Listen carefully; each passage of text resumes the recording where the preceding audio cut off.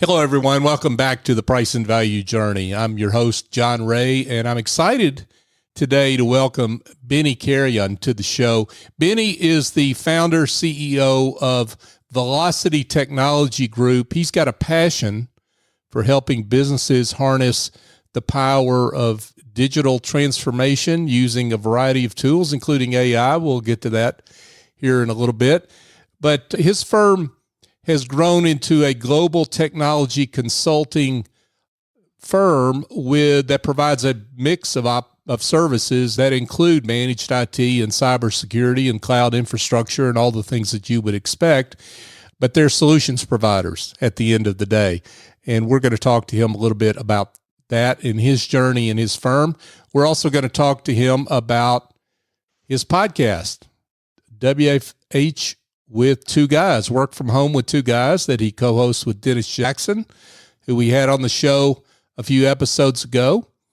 And they've got a great show, and there's a story behind it that's really interesting, I think, that we're going to talk to Benny about.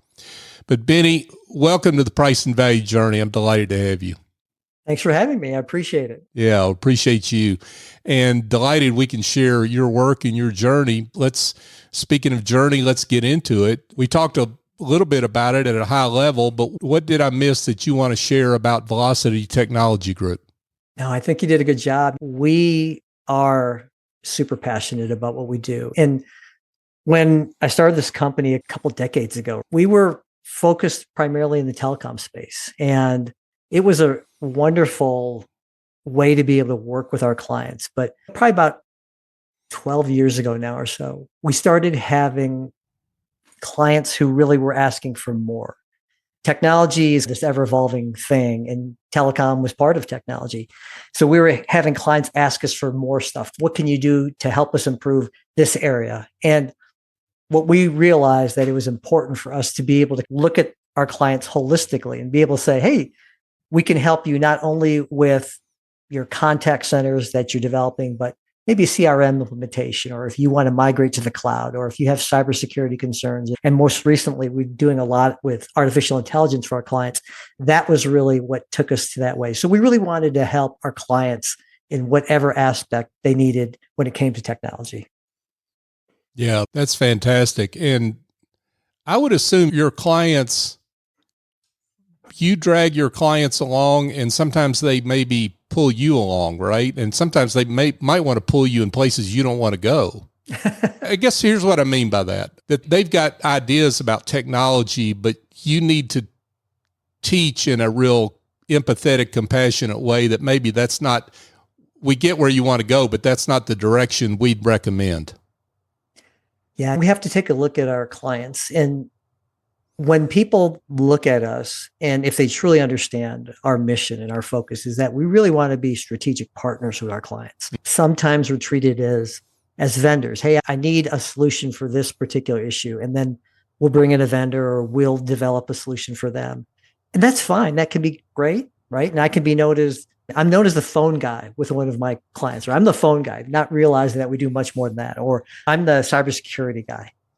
But when it comes to the actual focus of how we can help our clients, we really want to take a look at holistically where they're looking to try to get to.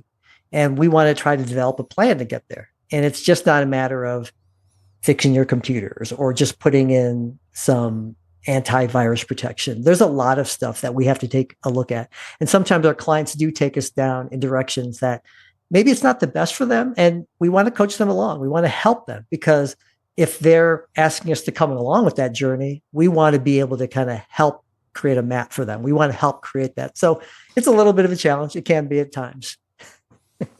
So is this show's aimed at individuals, professionals like you and others that are expertise service providers, bookkeepers, accountants, attorneys, consultants.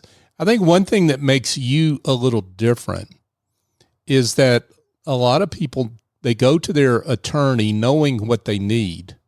They know they need that agreement or what have you. They go to their CPA knowing they need their tax return completed or their financials done, their bookkeeping done, what have you. But they go to you more so knowing an outcome they're looking for, but not knowing at all how to get there because they're not technology savvy, like, of course, you are. Talk about that. Yeah, no, that's a really good point. And I think about different clients along the years that we've been doing this, and they have a destination in mind, but a lot of times they're not sure how to get there. And so part of what we want to take a look at is we look at what a client really wants to accomplish. And we want to make sure that we have systems that are buttoned up for them, right? It's really important to understand where you are today, right? Because one of the things that people ask us about is that if we bring and implement this technology solution, I can see without them necessarily even saying it, that they think everything will be better, right? I'm going to bring in this CRM and everything will be solved. If you don't have all of your systems already in place, if you're using sticky notes today to be able to use, to accomplish certain things, don't forget to do this, and this has got to be done by 10 o'clock today, and you're not letting the systems take hold, that's going to be a problem, right? And so part of it, we have to make sure that their house is in order.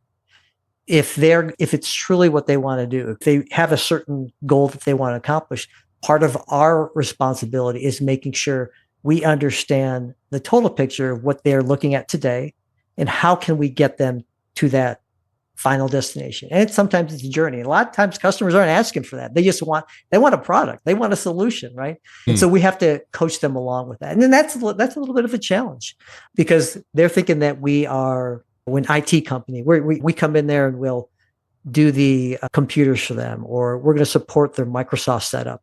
And while we have vendors that we work with, we can place in there, that's not us. I'm the guy who really is like a fractional CTO for a lot of companies. I'll come in there and I want to help them see the bigger picture, especially the smaller companies who can't afford to have a C-level executive come in and really design that for them. That's where I really get excited because those are opportunities for us. Now, not all companies want that, and that's okay. And we'll work with them where they are and whatever they need to have to make that journey a little bit easier. You talked about value. You would expect me to get to that one real quick. And you mentioned how some clients, despite your best efforts, sometimes they view you as a vendor, not as a partner. How do you get through to those clients and help them see that IT is not just, let's say, a cost center, a sunk cost, but indeed is a driver of growth? Because I know that's a big part of what you try to educate clients on. Yeah, no, that's a great question. And I think a lot of people, they will say that, hey, here's a project and it should take you X amount of time. And John, you were actually helpful in crafting some of my thoughts behind this too as well. So I got to give you credit for that. But I think a lot of like my peers or other companies that do what we do or something similar what we do, I like to think that we're unique in what we do, but they're afraid of charging too much or that the value is just going to be tied into the hours that are placed into it. What we really want to do is focus in on like a value-based pricing. The idea that we're tying this to our outcomes and what that looks like. It's what it's worth to the client, not what it should be a cost for them.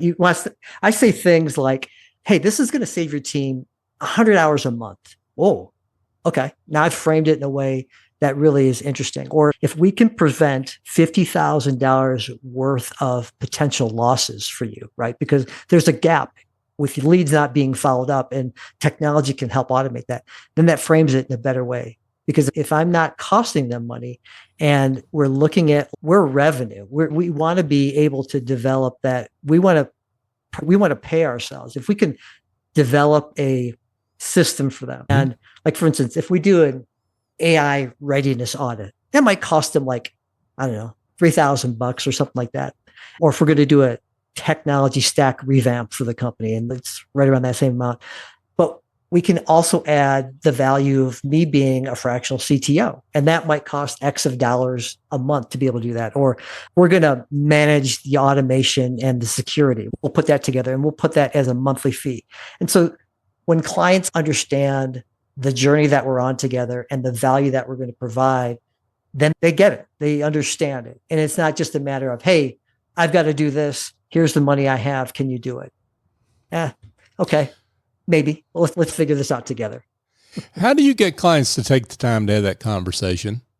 Because this is one of these things that, and you and I have talked about this in the past along with Dennis, that sometimes clients just don't want to have the conversation, right? They've come with their pre-designed or pre-thought out solutions and they just want to place an order and let you fill it. And you really want to get to where they can see some demonstrable outcomes beyond just the order.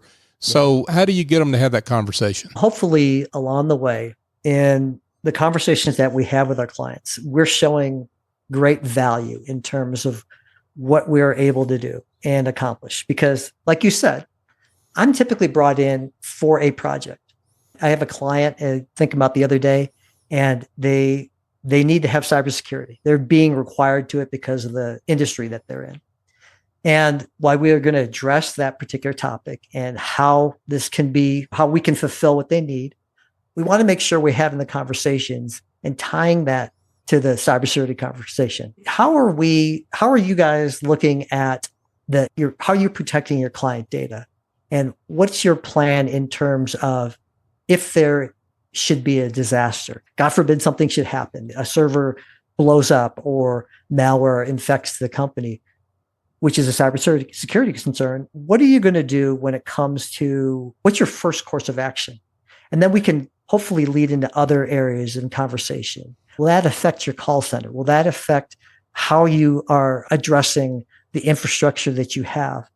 So hopefully if we have these deeper conversations, customers will be able to do that. Now, listen, I won't kid anybody here because if you've done this for some time, we're going to have the customers that I just want this. I don't need anything else. That's it.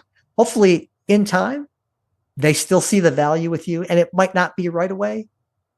Have a little patience. And like I said, one of my clients that I've had for about 18 years, John, I'm the phone guy. And that's okay because guess what? They're a big company. They do a lot of different things. That revenue is good with me, but I just can't get them to shift beyond that. That's fine in that case. That's a great point.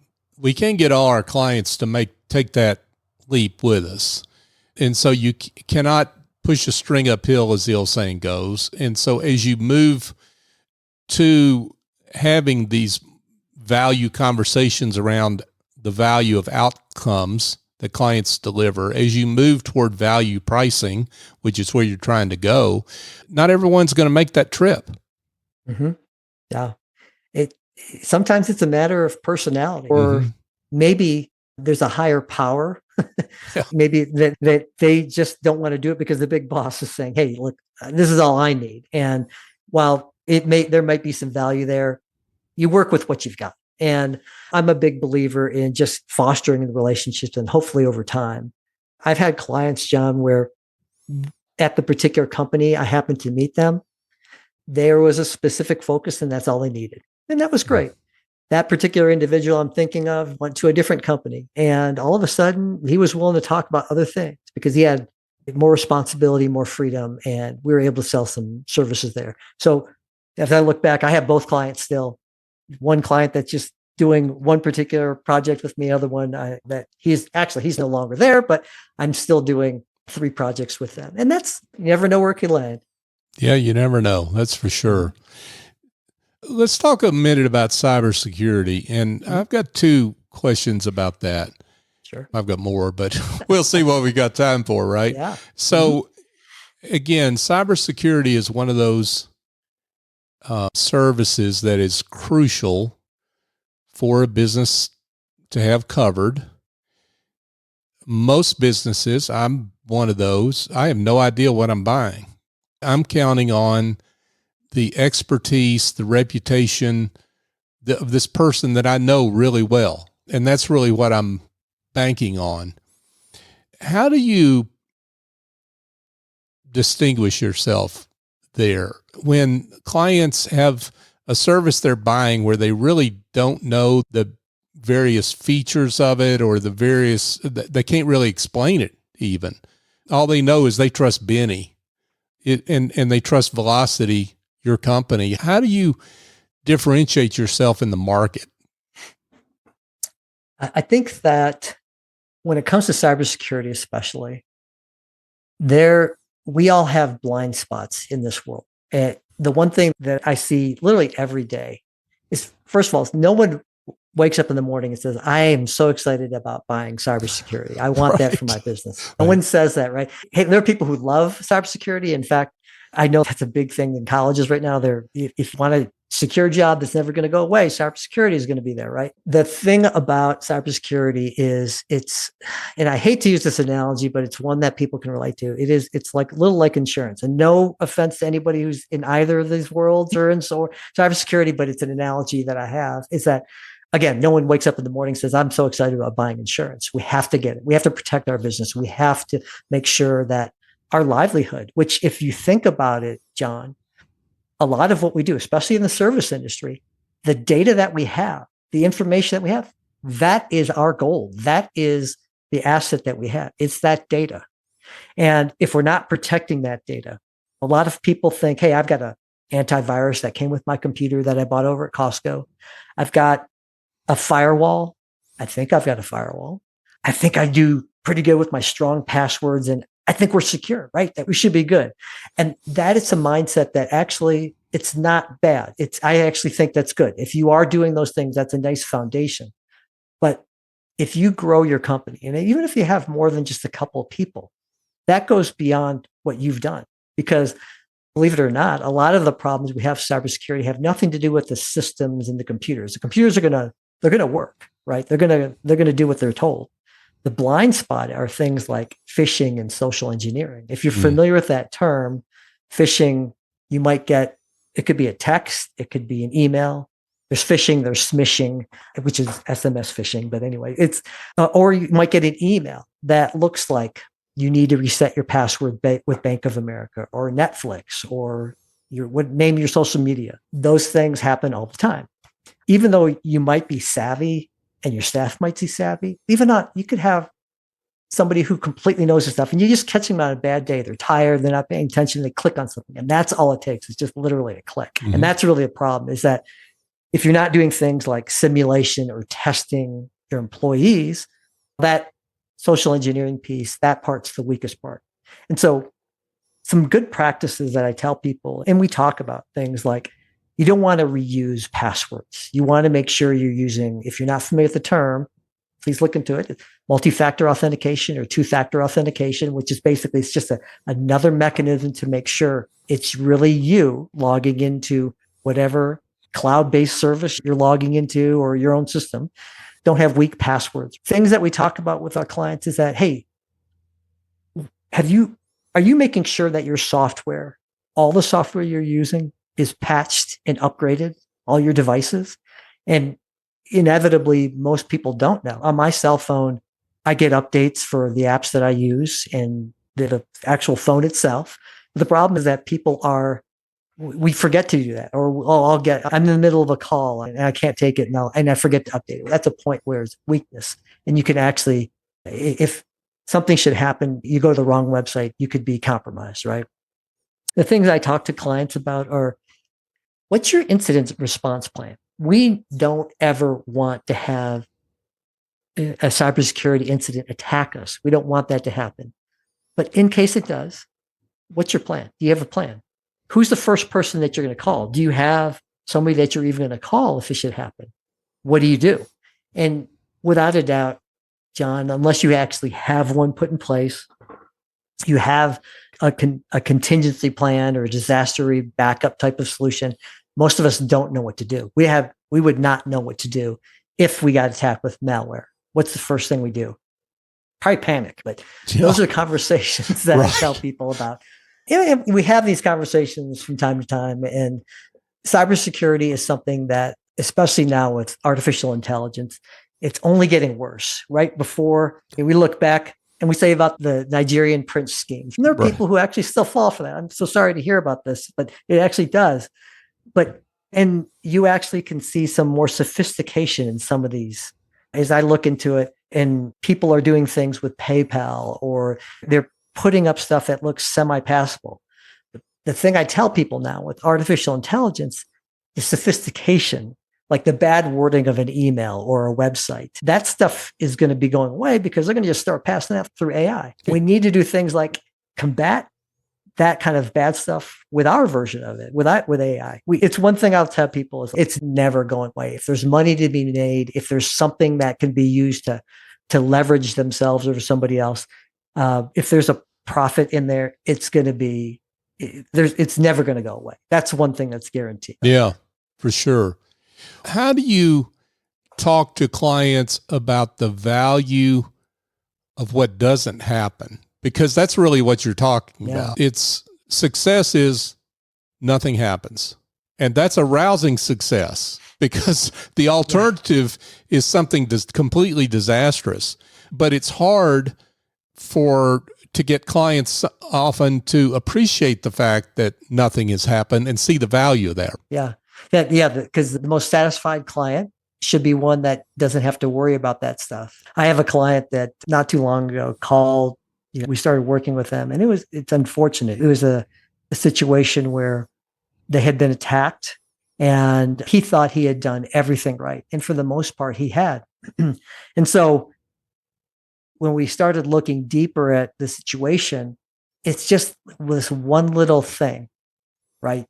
And it was disruptive to the point of, listen, you go from just going on your daily business and doing whatever you need to do and the worries that you have to suddenly all of a sudden, this is the only focus for you, right? Mm-hmm. I've had a number of clients who they were just trying to do their work. They were just trying to go about their business that the day. And all of a sudden, for the next 2 weeks, the only thing they were supposed to do was focusing on getting this malware out of their business.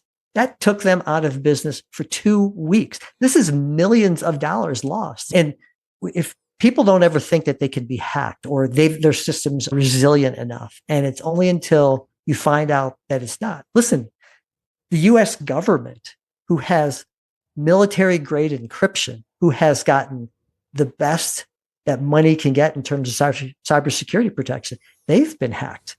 The big companies. I don't know if you know the story about Target, right? A number of years ago, I'm going to think it's about 6 or 7 years ago now, and this is 2025, right? They had been hacked, and how they were actually breached, John, was through an HVAC technician at one of the stores at Target. Now, in the context here is that they were putting in a new HVAC system, heating, ventilation, air conditioning. Yep. It's all going to be connected now to your internet. The problem is when it's connected to your internet, because it's modern convenience, it's great because you can change and monitor and get all the data you need to know because that's a cost center for companies. The problem is that is also the same network that was used for point of sale transactions and some of the other internal systems to Target. What ended up happening was that was compromised because an HVAC technician was tired of logging into that. So just left it open just so that they could log in. And they left a little hole that some hacker found, and it cost $100 million breach for Target. And so what does that mean? If that's happening in companies of that size and governments, are we safe? I'm going to say that nothing is ever 100% unless you basically take a computer and we call air gap it, and you just don't connect it to the internet and it's just left on its own, never touched. You're going to have, but 99.99% of us, we can't do that because we need to have our stuff connected to the internet. Right? Sure. These are the conversations that we have with people. I don't do this to scare people. It's just what we want to do is just want to make sure they are aware of what the realities are. And if you were hacked tomorrow, what would you do? What would happen is what you ask people. And I tell them, I don't want to scare you, but listen, you are a company that's doing 10, 20, $30 million a year in revenue. I would really when we did it, the incident commander who I was working with, one of my clients, was basically had to go things like, can't use your work email. You got to communicate only via your personal email. And because we didn't want to alert the hackers that we had gotten in. Right. All these type of things, it becomes the feeling that you get, John, it's like, it's an invasion. of privacy. You just feel absolutely naked to the world. It's a horrible feeling. I've been there. Hey, listen, I'm going to be the first to tell you, over the course of history, I've been attacked. I've suffered that. Yeah. But just having a little bit of knowledge and having some of the backup systems, I was able to quell it. But it happens to the best of us. Well, it strikes me that the dichotomy here is that helps you in helping clients understand values of outcomes is that it's not a dichotomy between nothing happens and just a little bump in the road. It's a dichotomy between nothing happens and a black swan event. I mean, that it literally shuts down and maybe even permanently cripples your business. You may even go out of business if you don't have the right kind of coverage and if you don't have high quality provider like you are in terms of these services. So does that make it a little, I know you say you hate to scare people, but that's the reality of it, right? Yeah. Yeah. There's just so much the world is ever changing. And if you just pay attention for a moment to what's going on in the world, technology, economic events, political events, there's a lot of different things that are going on that we can't potentially understand. But during times of confusion and times that are ever evolving, there are bad actors out there that are going to take advantage of this situation. And I don't want anybody who's listening to this, I would rather it not be you. I don't want anyone who somehow could be in that situation. If you could just take one little instance yourself, and it's not necessarily me, I might not be the right solution for people, but just be aware of that. This isn't something that's going away. This is something that is just going to continue to evolve, and you got to stay on top of it. So let's talk about pricing. How you talked about are making, I guess it depends on the client, moves toward value pricing. Talk about just your pricing evolution and what are the key milestones in there in terms of client moments where you said, hey, I'm on the right track, or wow, I've hit a speed bump here. Yeah.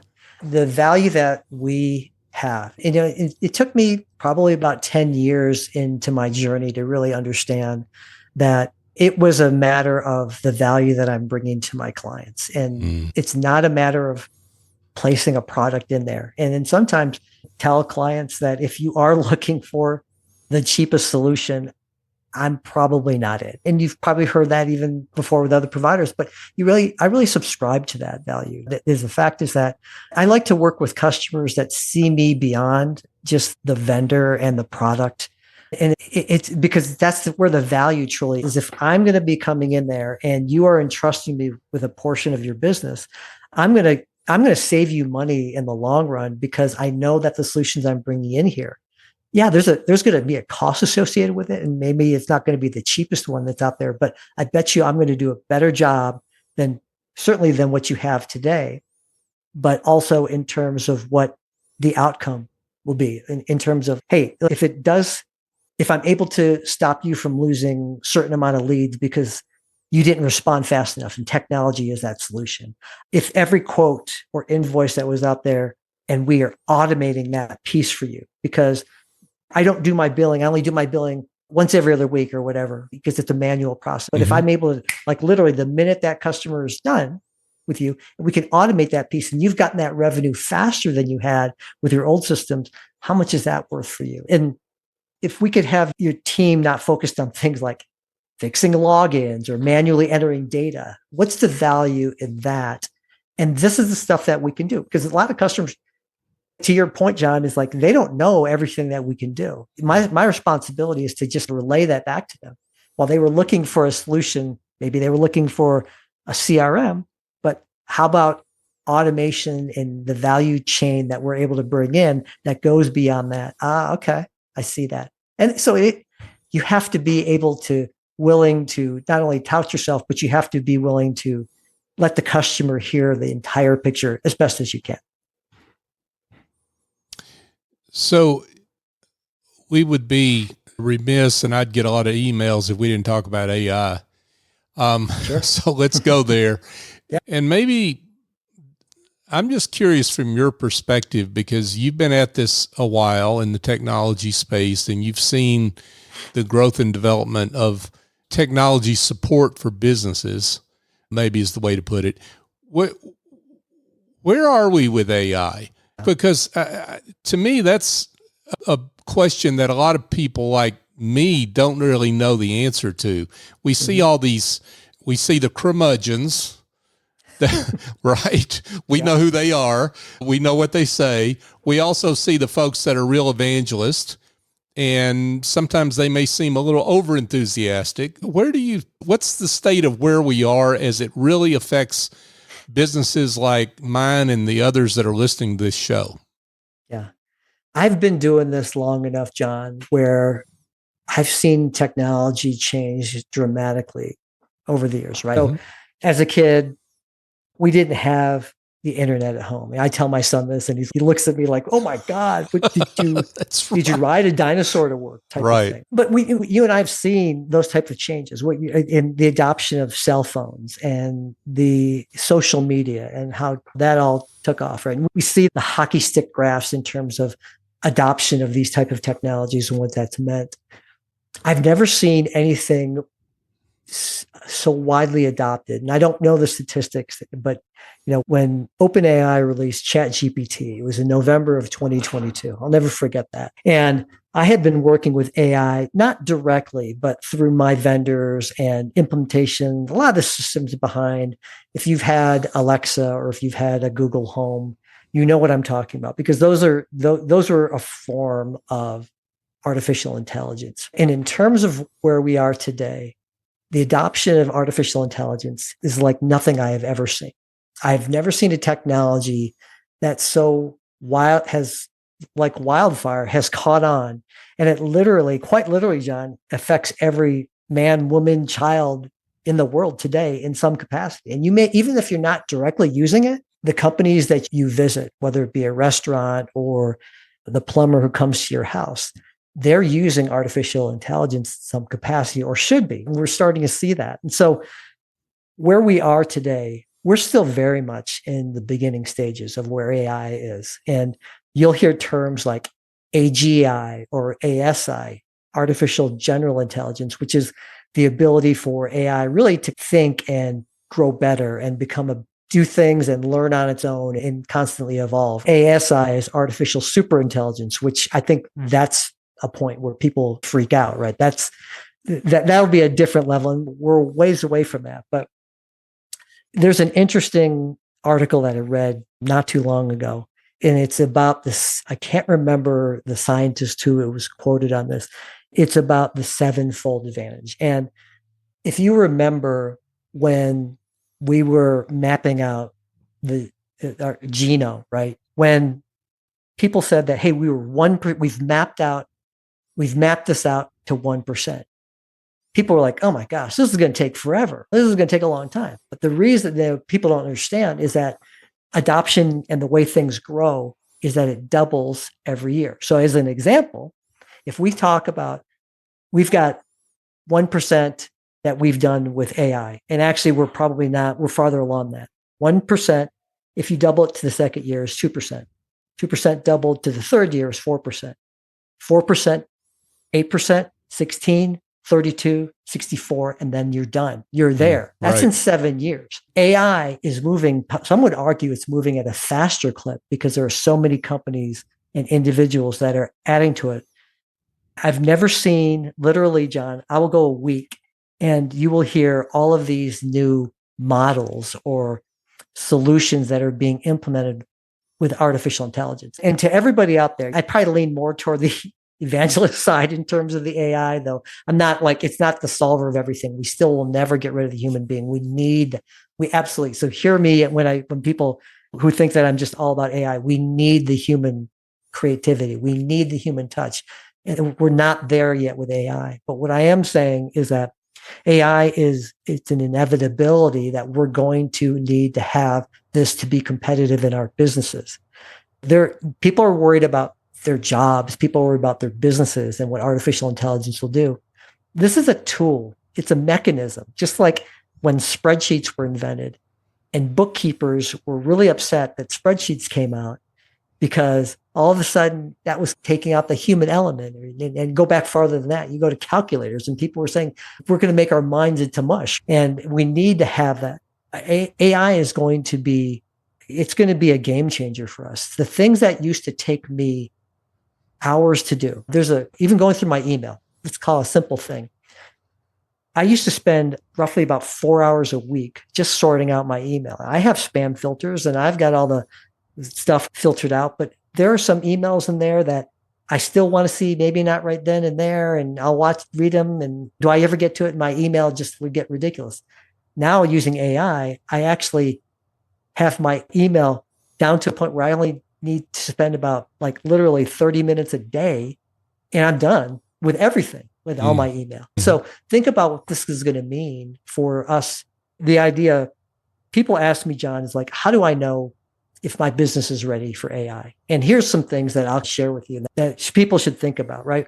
Is that there are some people who are excited about AI and they just want to incorporate it without really any kind of game plan. You need to have a specific problem that you're solving, right? If there's something that you do, I just want to have AI to have for AI's sake, and I'll figure it out later. It's probably not going to go as well as you would like it to have. You have to really know what you're drowning in repetitive tasks, or you're losing leads and it's because of slow responses, because it's all manual. I want to analyze this huge amount of data that I have, but it's going to take me a long time to do. That's stuff that's a problem that AI can solve. But going back to what I had said before, if your systems and your core operations are not solid, if they're not ready, you have documentation like workflows in your systems. You're already using maybe a CRM, email, marketing, that type of thing. Okay, those are systems that can be automated and we can tie to AI. Because if you're using the sticky note thing, that's not going to work, right? If you're super stretched thin and you want to scale without hiring individuals, as an example, that's a common thing I hear people say is, I want to scale. Before I can hire that next person, I need to justify it with a certain amount of revenue. Okay, great. That's another reason to be able to do it. And you have to also be willing, as a business owner, as an operator, whatever it is, whatever your role is, you have to be willing to have small experiments. You want to be able to play around, right? You don't want to boil the ocean. That's the thing I tell people is, don't try to figure this whole thing out. Just, hey, if I can get back 10 minutes of my life because I'm no longer doing that process every single day, people are at 10 minutes. Guess what? That's 50 minutes. That's an hour every week that you've reclaimed for yourself. You multiply that over everybody who's in your company, 20 people. How many hours a month have you just saved with that little simple tweak by doing that? And what else can you reuse that time for? I have a client who, when they onboard a new customer for their particular business, it takes a half hour for them to be interviewed because there's certain regulations. It's in the medical field.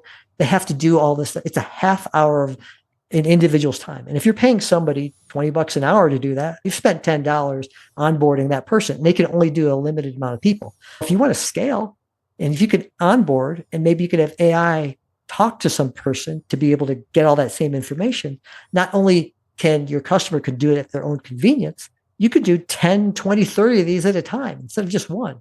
And so what does that mean for your business? This is what AI could potentially do. And sorry, I didn't mean to kind of go on and on. That was really helpful because what you're giving permission for people to do, I think a lot of people feel like when you didn't believe this, you called yourself kind of an evangelist, but you didn't go in this direction. Thank you. Hey, this is really important. I think is what you're saying, but you don't have to, I love your term, boil the ocean. Just make incremental improvements in the processes of your business. And as you see those results, it really fosters a desire to want more, right? Yeah, and absolutely. you can just keep making those incremental improvements. Yeah, it is really important, and that we try to look at each particular area of our business and address it in terms of how can that be improved, right? Mm-hmm. One of the things that I am a big believer in, and in terms of the way that you structure your company. And really, this is a future forward looking thing, right? The way you design technology and the way you design these systems for your company is that you want to take the best solutions that exist today and you want to be able to build them like Legos, right? You don't want to build it like concrete, meaning it's unforgiving and it's got to be this particular way. I've had clients that have come to me and they need to have a CRM, they want email, they want to do their marketing, they want to put all this together. And I had one client I'm thinking of that they're so wonderful people and they have this amazing concept of what they'd like to have it designed. They want it customized. And I'm like, wow, that's really an ambitious goal. But not only is that going to be a huge undertaking, it's going to be expensive, right? I mean, we're talking millions and millions of dollars to be able to get something that's maybe passable for you, right? When you can take an existing CRM that is going to be able to do what you need it to do, customize it and develop for your system here. And we're going to use this particular ticketing system that is, they're $1 billion company. They're doing this stuff well already. We're just going to incorporate it in there and doing things like low code or no code type of solutions. We can tie them together and make it your own. Don't try to create everything, right? That's a really big and important thing to know. And with AI, this is even making it that much easier. Yeah. Wow. Lots to think about there. We're coming up on time, but I'd be remiss if I didn't talk to you about your podcast with Dennis Jackson, Works Solutions. You guys do such a great job with that. And Thank you. And have congratulations on starting it and keeping it up. See, this is the thing. So many podcasts that got started in and around the pandemic have faded. You didn't fade. So congratulations on that. Thank you. Talk about why a podcast is so important for your business. Yeah. WFH with Two Guys is a podcast that Dennis and I came up with during the pandemic, right? Dennis, and I don't know if Dennis mentioned this to you. Dennis, I was actually a vendor to Dennis a couple decades ago. And we have, through the ability of us to work together, we became friends and we stayed in touch. We would talk every now and again and have these really long, thoughtful conversations about business and how the outlook was and how are things going with my business? How are things going with his business? And we just said, hey, this is an opportunity why don't we just throw a microphone in here and just start talking? And then eventually we were able to bring on guests. And actually, I've really loved that because I learned so much from the guests that we have, including you, John, to be able to come on to our podcast. And it's a learning experience for me to be able to think about all the guests that we've had, the different disciplines and the type of folks. Their insight has been truly invaluable for me. One of the things that I think that was a side benefit in terms of what the podcast does is that I've had people ask me about my podcast who I didn't even know. We'll just put this out on LinkedIn. I'll just say, we got a new podcast out there. And people have said to me, hey, listen to your podcast. And it was a podcast that we did a couple of years ago. And I'm asked, oh, can you remind me what that one was about? But there's a credibility that the podcast has given me that I never thought that too much about. People who don't know you, and going back to what you were saying about the value proposition of what we do, people don't know me who, if I'm just approaching them, but for those who listen, and I think we're over 140 some odd podcasts now that we've done. People who have actually listened to my podcast have been able to tell me, I really appreciate your insight. And they've gotten to know us a little bit. They've gotten to know what kind of person I am and how I talk. And remarkably enough, if I'm talking to them on Zoom call, yeah, you're just like you are on the podcast, but I can see you. But I think it's given me the ability to have a little bit of extra credibility, but also at the same time too, maybe it's a soapbox for me to be able to talk about things I'm passionate about, whether it be cybersecurity, the migration of how technology working, or of course AI. It gives me a little bit of a forum to be able to express that, and it also keeps me up to speed on what's going on with everybody out there. Because as much as I like to say I know a lot about technology, I don't know everything, and some of the guests have really opened my eyes about certain things. I've been appreciative of that. I would think, and with this, I better wrap us up, but I would think that particularly for you, it's helpful as a technology guy, because what so many people come to a conversation with someone with your expertise, they're just worried about whether I'm going to be able to understand what this guy says. And so they can listen to the podcast and see, hey, Benny speaks plain English. He's well-spoken. I can understand what he's saying. He explains these concepts in terms that are easy to understand. And that's one thing I would think the podcast does for you particularly. Yeah, it's a really good way of putting it. It's a way of really being able to let folks know that this stuff shouldn't be scary. It's interesting. We're all in this together. We're all running businesses. We're all doing some things that are unique. And yeah, it absolutely. I couldn't agree with you even more, John. But yeah, and you actually help shore up some of the ideas in our approach to podcasting too as well. Yeah, that's super helpful. Yeah, thank you for that. And thank you for this time. We've got to let you, speaking of client calls, we got to let you get on to one. But before we let you go, let's give everyone coordinates on where they can find you. Yeah. If you want to be able to reach out to me directly, you can certainly send me an email. My email is Benny, Benny, at velocitytechnology.group. You can find me on LinkedIn. I always get a number of requests whenever I just say this on a podcast or our podcast. And yeah, please reach out to me on LinkedIn. velocitytechnology.group is our website, and glad to talk to you. Of course, listen to us on our podcast too as well, WFH with Two Guys. You can find us anywhere, Spotify, Apple. We're all over the place. So that's fantastic. Yeah. Benny Carreon with Velocity Technology Group. Benny, thanks again for coming on. Thanks, John. Appreciate the time. Yeah. And folks, thank you for joining us on the Price and Value Journey. If you found this episode helpful, please share it with others. And if there are questions you have, please reach out to Benny or to me. And if you are not a subscriber while you're listening, hit subscribe wherever you're listening to this show.